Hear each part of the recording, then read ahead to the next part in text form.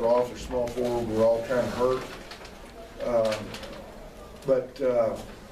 You know, we had a nice stretch there in the second half that was keyed by, I thought, really aggressive defense. That one unit that came in, I think we had 6 consecutive stops, maybe 6 consecutive turnovers. Their team that led to runouts, and I thought the young man from El Paso really helped us, Tevin. He had 5 assists in 8 minutes. I thought his defensive pressure was great. Came through a couple passes. He got up underneath the guy at the half-court line, and we let us out to some easy runouts, easy transition dunks, easy transition threes. It was all keyed by that effort, and I thought Tevin helped us, really helped us. I thought Vincent Hunter, I think y'all saw signs of why he was the 21st ranked player in the country a year ago. He's a special athlete. He's got a special nose for the ball and the boards. You know, hopefully he learned the lesson today that big guys that rebound score, you know. I think y'all heard that from Coach Haskins through the years, right, Bill Knight? Yeah, and he certainly, you know, was aggressive and went after it on the glass. Thought Bo was solid. Thought Hooper was solid. You know, just did okay, did all right. And, you know, across the board, you know, there are a lot of things we can get better at. There were too many post touches. We fronted the post some, they threw it over the top of us without great backside help during stretches, okay? We didn't,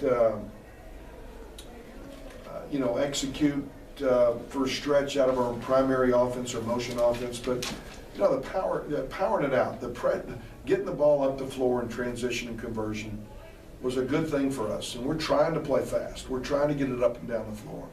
We feel like we've got the athletes to do it. And some nights you do it a little better than others, depending on how the other team gets back. But obviously, we played a team that was outmanned.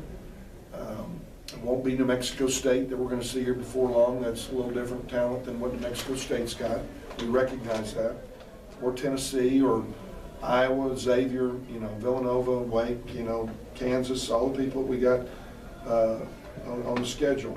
But I will say that there's some real positive things. I mean, we're going to, you know, we're not dead yet. You know, we lost a couple guys during the summer, and everybody was starting to pour the dirt on us and figured we were buried, but we're going to be okay. We're going to be okay. I thought CJ let the press rattle him a little bit early in the first half, but I thought he settled down second half. We looked like a team that had seen zone before when we had the right lineups out there and executed decent out of that. So, y'all have any questions you'd like to ask? One other thing I thought was real positive, it's nice to see Jalen Ragland. We've watched Jalen in practice make every shot, you know, and it's nice to see him have a 50% night. He shot the ball a little better. Did a little shaky start, but played better. Williams, Flagger, a little shaky start. Was that nervous for them, or? Well, Williams got 3 quick fouls. Okay, and one thing that you all are watching, okay, right now is a new game that's in college basketball. I'm not saying it's necessarily for the better. All right, the officials are doing their job. They've got a mandate from the NCAA officiating people that they're to call any hand on a body at any time. And to me, fans are going to watch people shoot free throws and versus the up and down flows that make the game exciting. I don't think that that's really what we want to try to do.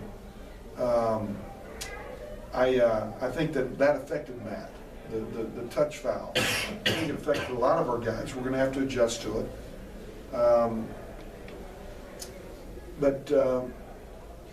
You know, it's a shame. I think Houston and LSU last week, that crew called it, and there's 68 fouls called. They called one other exhibition game, there were 67 fouls called, and it's just every time a hand's on a body. So we're working really hard at talking hands off, and I think we did, you know, it was a positive thing that one of the officials told me it was the only time they'd seen a game this year where the other team didn't get into 1-and-1 in the second half, and I think it was because of our ability to not foul. So it's going to be a big part of the game this year, unfortunately. You change your game plan knowing that heading into games against quick guards, quick guys that beat you up? Well, you know, teams are going to, you're certainly going to see more zone than you've ever seen in college basketball. I don't think fans want to see that either. But we're going to try to play man-to-man like we've always played it without fouling. And we've really emphasized it and worked on it in the preseason. I thought our guys were blown away the first 7 or 8 minutes of the game because of the number of touch fouls that were called. I think that's a good thing that they were called for our guys to understand that it's a new game and they're going to have to adjust to it. And I thought we did a great job of adjusting to it. Is who you're going to have at point guard pretty much set? I mean, CJ with 3 of 11 shooting. Is that a big deal as far as him getting shooters and more taking care of the basketball? Yeah, I think anybody that's watched us over the last, 10, 12 games last year knows that CJ can shoot the ball. He can really shoot the ball. And we're going to continue to allow him to shoot that ball. He has winning freedom. And that means he can take a shot when he feels like he's open, that he would take in an 80 game to help us win.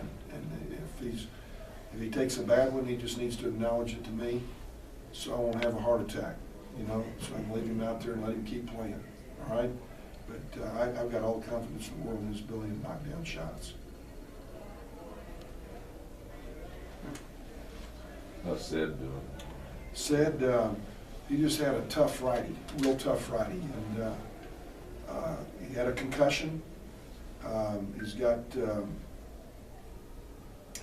migraines right now, and we're going to continue to monitor him throughout this week.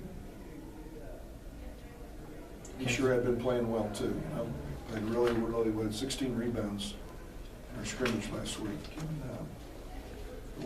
obviously we like our front line. We need to reinforce, some guard play. And, we're going to continue to work at that. Same deal with McKenzie. Same deal with McKenzie. Injured. He hurt his left ankle. Stayed out a week. Came back and 30 minutes into his first practice, hurt his right ankle. So I don't know how long he'll be out.